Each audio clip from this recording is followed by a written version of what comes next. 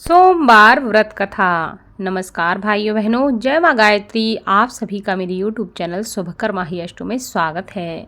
आज सोमवार के दिन सुनेंगे सोमवार व्रत कथा। आप सभी से विनम्र निवेदन है, अगर आप मेरे चैनल पर पहली बार आए हैं तो प्लीज़ वीडियो को लाइक, चैनल को सब्सक्राइब और वीडियो को ज़्यादा से ज़्यादा शेयर अवश्य करें, ताकि आपके साथ साथ आपके अपने भी भगवान शिव की इस सोमवार व्रत कथा को सुन सकें और लाभ प्राप्त कर सकें। आपके साथ आपके घर परिवार पर भगवान शिव की कृपा बनी रहे। सोमवार का दिन भगवान शंकर को समर्पित है। सोमवार के दिन भक्त भोलेनाथ को प्रसन्न करने के लिए विशेष पूजा अर्चना करते हैं। कुछ लोग आज के दिन व्रत भी रखते हैं ताकि भगवान शिव की विशेष कृपा उन्हें प्राप्त हो सके। बाबा भोलेनाथ के आशीर्वाद के लिए आप भी सोमवार का व्रत करें और सोमवार की कथा को अवश्य सुनें। भगवान शिव की कथा को सुनने से या सुनाने से भगवान शिव की विशेष कृपा प्राप्त होती है। प्राचीन कथा के अनुसार एक समय की बात है कि किसी नगर में एक साहूकार रहता था। उसके घर में धन की कोई कमी नहीं थी, लेकिन उसकी कोई संतान नहीं थी। इस कारण वह बहुत दुखी रहता था। पुत्र प्राप्ति के लिए वह प्रत्येक सोमवार का व्रत रखता था और पूरी श्रद्धा के साथ भगवान शिव के मंदिर जाकर भगवान शिव और माता गौरी की पूजा किया करता था। उसकी भक्ति को देखकर एक दिन माता पार्वती प्रसन्न हो गईं और भगवान शिव से उस साहूकार की मनोकामना को पूर्ण करने का आग्रह करने लगीं। पार्वती जी की इच्छा सुनकर भगवान शिव कहने लगे कि हे पार्वती, इस संसार में हर प्राणी को उसके कर्मों का फल मिलता है और जिसके भाग्य में जो होता है उसे वही भोगना पड़ता है। लेकिन पार्वती जी ने साहूकार की भक्ति का मान रखने के लिए और उसकी मनोकामना पूर्ण करने की इच्छा जताई। माता पार्वती के आग्रह पर भगवान शिव ने साहूकार को पुत्र प्राप्ति का वरदान दे दिया, लेकिन साथ ही यह भी कहा कि उसके बालक की आयु केवल 12 वर्ष होगी। माता पार्वती और भगवान शिव की बातचीत वह साहूकार सुन रहा था। उसे ना तो इस बात की बहुत खुशी थी और ना ही बहुत दुख। वह पहले की भांति भगवान शिव की पूजा करता रहा। कुछ समय के बाद साहूकार के घर एक पुत्र का जन्म हुआ। वह बालक 11 वर्ष का हुआ तो उसे पढ़ने के लिए उसके माता पिता ने काशी भेज दिया। साहूकार ने पुत्र के मामा को बुलाकर उसे बहुत सारा धन दिया और कहा कि तुम इस बालक को काशी विद्या प्राप्ति के लिए ले जाओ और मार्ग में यज्ञ कराना। जहाँ भी यज्ञ कराओ वहाँ ब्राह्मणों को भोजन कराते जाना और दक्षिणा देते हुए ही जाना। दोनों मामा भांजे इसी तरह यज्ञ कराते और ब्राह्मणों को दान दक्षिणा देते काशी की ओर चल पड़े। रात में एक नगर पड़ा जहाँ नगर के राजा की कन्या का विवाह हो रहा था, लेकिन जिस राजकुमार से उसका विवाह होने वाला था वह एक आंख से काना था। राजकुमार के पिता ने अपने पुत्र के काना होने की बात को छुपाने के लिए एक चाल सोची। साहूकार के पुत्र को देखकर उसके मन में एक विचार आया। उसने सोचा, क्यों ना इस लड़के को दूल्हा बनाकर राजकुमारी से विवाह करा दूं। विवाह के बाद इसको धन देकर मैं विदा कर दूंगा और राजकुमारी को अपने नगर ले जाऊंगा।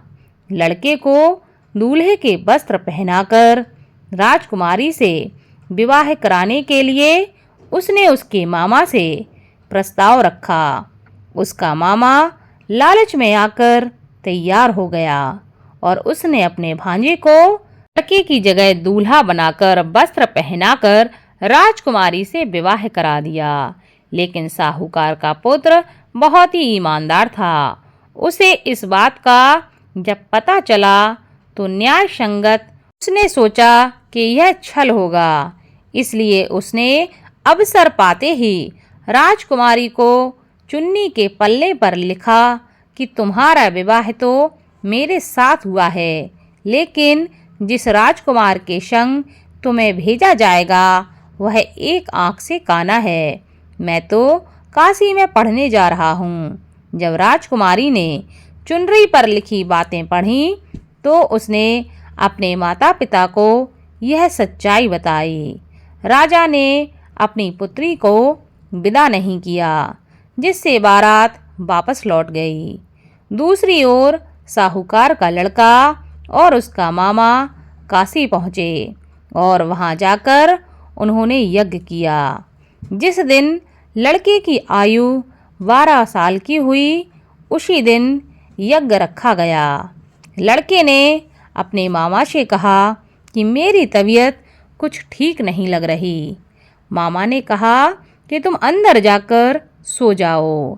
भगवान शिव के वरदानुसार कुछ ही देर में उस बालक के प्राण निकल गए। मृत भांजे को देखकर उसके मामा ने विलाप करना शुरू कर दिया।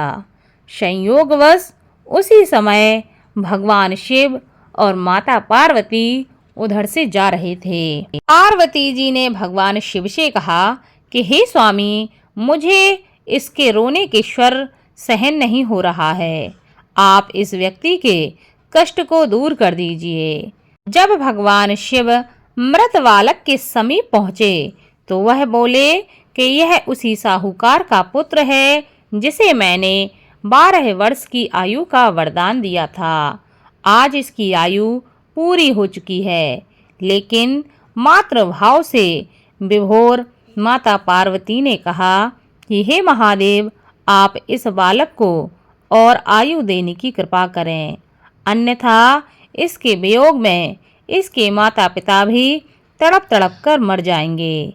माता पार्वती के आग्रह पर भगवान शिव ने उस लड़के को जीवित होने का वरदान दिया।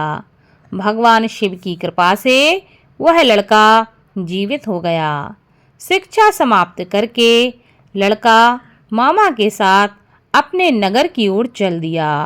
दोनों चलते हुए उसी नगर में पहुँचे जहाँ उसका विवाह उस कन्या से हुआ था। उस नगर में भी उन्होंने यज्ञ का आयोजन किया। उस लड़के के ससुर ने उसे पहचान लिया और उसे अपने महल में लेकर आ गए और उसकी बहुत खातिरदारी की और अपनी पुत्री को विदा किया। इधर साहूकार और उसकी पत्नी भूखे प्यासे रहकर बेटे की प्रतीक्षा कर रहे थे।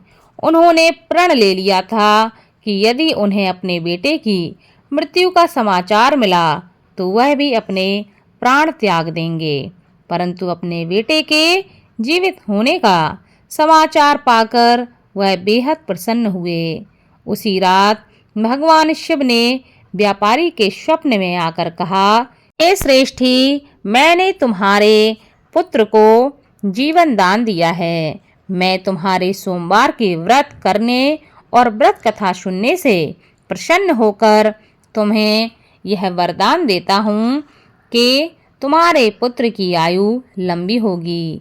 इसी प्रकार जो भी अपने पुत्र की लंबी आयु के लिए या अपनी मनोकामना के लिए इसी प्रकार जो भी सोमवार का व्रत करेगा और कथा को सुनेगा या कथा को पढ़ेगा, उसके सभी दुख दूर होंगे और उसकी समस्त मनोकामनाएं पूरी होगी। उसके जीवन में किसी भी प्रकार का कष्ट संकट नहीं रहेगा। इस प्रकार भगवान शिव ने उस व्यापारी के दुख को दूर किया, वैसे ही सबके दुख को दूर करना। बोलो भगवान शिव की जय।